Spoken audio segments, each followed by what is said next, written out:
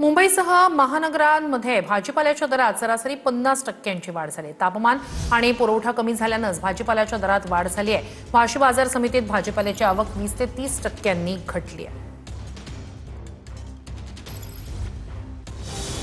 मुंबई आणि नवी मुंबईसह MMR परिसरात भाजीपाल्याच्या दरात 50% वाढ झाली आहे। तीव्र उष्णता, कमी पुरवठा आणि वाहतुकी दरम्यान होणाऱ्या नुकसानामुळे ही दरवाढ करण्यात आली आहे।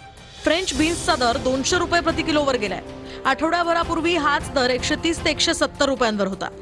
हिरवी मिरची 100 रुपयांवरून 150 रुपये प्रति किलोवर आहे, तर टोमॅटोचे दर 25 रुपयांवरून आता 50 ते 60 रुपये प्रति किलोवर गेलेत। लिंबू आणि कोथिंबीरीच्या जोडीच्या दरामध्ये सुद्धा वाढ झाली आहे। पापडी आणि फ्लॉवरचे दर 100 ते 120 रुपये प्रति किलो पर्यंत वाढलेत।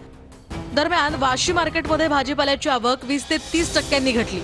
पुणे, सातारा, सोलापूर आणि नाशिक यांसारख्या पुरवठा करणाऱ्या भागांमध्ये उष्णतेची लाट आहे, त्यामुळे पिकांचं नुकसान होऊन उत्पादनात घट झाली आहे, त्यामुळे ही दरवाढ झाली आहे। दुसरीकडे वाहतुकी दरम्यान भाजीपाला लवकर खराब होत असल्यानं व्यापाऱ्यांचीही चिंतेत वाढ झाली आहे।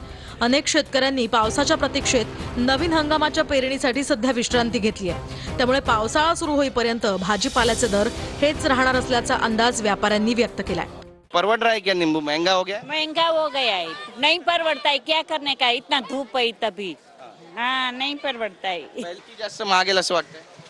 हा शक्यतो पाऊस जर कमी पडला तर 100% भाज्या अजून हे होतील आणि डिझेल पेट्रोलच्या दरवाढीमुळे तर 100% भाज्या अजून महाग होतीलच। नींबू वंबू का भाव बहुत बढ़ गया है और अभी 10 रुपया 15 रुपया नींबू चल रहा है। छोटा नींबू एकदम 5-6 रुपया चल रहा है।